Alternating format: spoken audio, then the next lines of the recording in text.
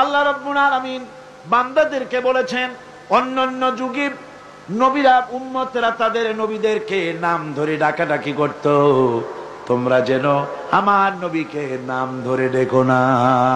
সুবহানাল্লাহ।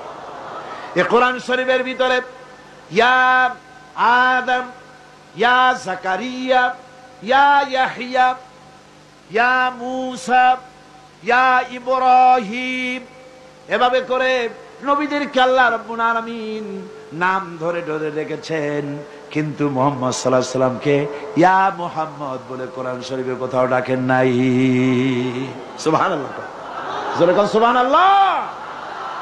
নিজে তো আল্লাহ ডাকলেনই না, নিজে তো হুজুরকে কোথাও আল্লাহ নাম ধরে ডাকলেন না, বরং উম্মতদেরকেও নিষেধ করে দিলেন আমার নবীকে এভাবে নাম ধরে কখনো ডাকাডাকি করবে না। আল্লাহ পাক তার নবীকে এভাবে মর্যাদা দিলেন, সম্মান দিলেন। এ সম্মান সকল দিক থেকে সম্মান, সৌন্দর্যের দিক থেকে, দেখার দিক থেকে, মর্যাদার দিক থেকে রসুলকে এমন বানালেন, হযরত আদম থেকে শুরু করে ঈসা আলাইহিস সালাম পর্যন্ত এই পৃথিবীতে যত নবী আল্লাহ পাঠালেন সমস্ত নবীদের গুণাবলী এক জায়গায় করে একা মুহাম্মদ সাল্লাল্লাহু আলাইহি সাল্লামকে আল্লাহ দান করে দিলেন। সৌন্দর্য দিলেন এত বেশি। হযরত আয়েশা সিদ্দিকা রাদিয়াল্লাহু তাআলা আনহা বলেছেন, যারা নাকি হযরত ইউসুফকে দেখে নিজেদের অজান্তে নিজেদের হাতের আঙ্গুলগুলো কেটে ফেলে দিয়েছিল, ওরা যদি মুহাম্মদ সাল্লাল্লাহু আলাইহি ওয়াসাল্লামকে দেখতে পেত তাহলে নিজের হাত কাটতে কাটতে কখন যে নিজেদের কলিজা কেটে ফেলে দিত ওরা টের পেত না। হযরত ইউসুফকে দেখে কিছুমাত্র মহিলারা নিজেদের আঙ্গুল কাটায় দিয়েছিল, আর রাসূলকে দেখে সাহাবায়ে কেরাম তাদের কল্লা কাটায় দিয়েছিলেন।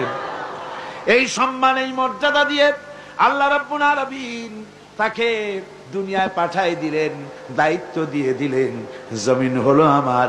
হুয়াল্লাযী আরসালা রাসূলাহু বিল হুদা ওয়া দীনিল হক লিইয়ুযহিরাহু আলাদ-দীনি কুল্লিহি ওয়া কাফা বিল্লাহি শাহীদা। দায়িত্ব দেওয়া হলো, এই জমিন হলো আমার, আমার জমিনের উপরে আমার দেওয়া বিধানকে কায়েম করে দিবে, এটাই দিলাম দায়িত্ব। এই দায়িত্ব পালন করতে নবীজির মক্কি জিন্দেগিতে 13 বছর সময় লাগলো মানুষ তৈরি করতে। 13 বছর পূর্ণ হওয়ার পথে এমন সময় রব্বুল আলামিন ইচ্ছে করলেন নবীজিকে আপন দরবারে ডেকে নেবেন, কিছু খাস কথা বলার জন্য নিজের দরবারে ডেকে নেবেন, মেরাজ করাবেন, আরশে আজিমে ডেকে নেবেন। এই পৃথিবীর কোন পয়গম্বরের কিসমতে যা হয় নাই, আপনার আমার নবী মুহাম্মদ সাল্লাল্লাহু আলাইহি ওয়াসাল্লামকে আল্লাহ রাব্বুল আলামিন সেই মর্যাদা দিয়েছেন। জোরে কোন সুবহানাল্লাহ।